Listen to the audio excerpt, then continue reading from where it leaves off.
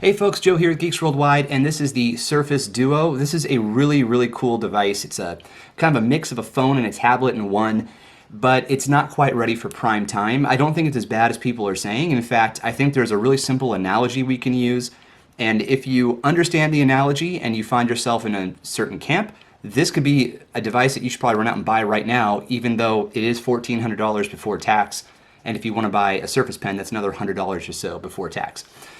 Okay, so if you've watched or read other reviews, you know by now that this is it's a beautiful piece of hardware with some buggy software. Now, for me, I've had it for a couple of days now. I've used it as my only phone. I've done text messaging with it, phone calls. I've listened to music, watched YouTube. I've done productivity tasks as well in the two-screen mode.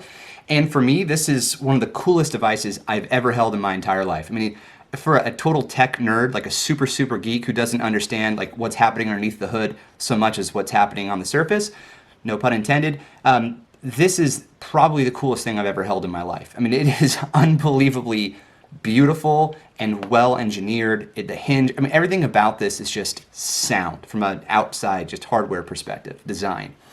But the bugs, they're not that bad. I really haven't experienced a lot of bugs. In fact, for someone who's done both phone-like functionality and tablet-like functionality, plus some of the multitasking stuff that's fairly somewhat unique to this device, this is an easy everyday drive. No exaggeration, not trying to make some kind of point or be different than other reviewers. This is an easy everyday drive, and for anyone complaining that it's not because it's super duper buggy, I would like them to do a re-review with the day one patch installed, because the bugs, they've happened. Like my wallpaper has disappeared a couple of times in 2 days. Maybe actually only once. I couldn't quite tell because I have a really dark background on this, and I wasn't looking for it at the time. And I've had some screen rotation issues, and I've also had some issues where I tap on an icon and it doesn't launch. And that's happened a couple of times. That happens on my S20 as well, so I don't think that's a Surface problem. So I can live with all those things considering the extra functionality this comes with. But here's that analogy that I mentioned at the beginning of the video. To me, this is a pickup truck. It has two screens, like a truck bed, right? It's got an extra thing that it does over a car. So a car and a truck can both get you from destination to destination. You can park them, you can change lanes on the freeway, you can accelerate when you need to pass somebody, you can see behind your mirrors, you can see your rearview mirrors, behind your back window. They're kind of similar, right? But the difference is when you want to haul something or you want to take a load of dirt, for example, you can do it with a truck. You can't do it with a sedan, right? This is that deal. Oh, need my truck bed. Okay, boom. Oh, need to haul something. Boom, second screen. The problem is that instead of being like a Toyota Tacoma or a Ford Ranger or a Chevy Colorado, you know, an easy to drive, easy to park pickup truck that also has a bed, this is more like a Super Duty, like a Ford Super Duty, like a 350, you know, like the kind of truck Shaq would drive or something.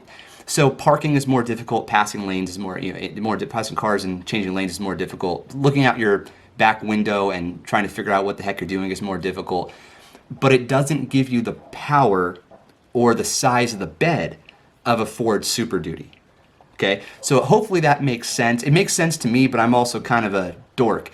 So if you fall into the camp where you don't mind carrying the extra weight of the pickup truck functionality and making going from destination to destination a little more challenging because maybe you do use that pickup truck functionality more often than I do and more often than I believe most people would, then run out and buy this. Go get it. It's $1,400. It is relatively expensive compared to other devices, but there's nothing else out there like it. There's nothing. Like it pains me to return this thing. It really does.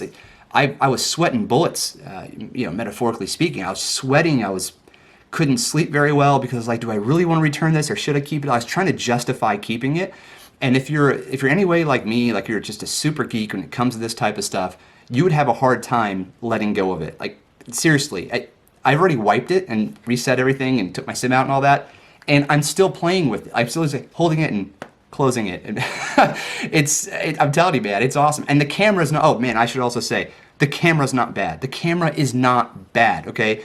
In low light, it struggles, no doubt. It is like a $500 phone in low light. Well, not like a Pixel 4a, but other types of $400 phones, $500 phones. But in good lighting, outdoor lighting, midday, early evening, it's great. I think it's great. I think it's totally an acceptable camera.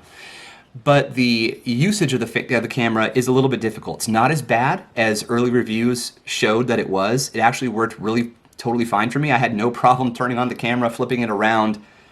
I think people are a little spoiled maybe and complaining a little too much, but anyhow, I am returning it. I wish I could keep it. If I'd paid $1,000, I might keep it. If I'd paid $800, I'd definitely keep it. So to me, it's just it's a value problem at this point for my use cases.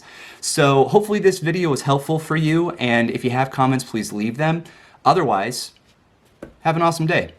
Cheers.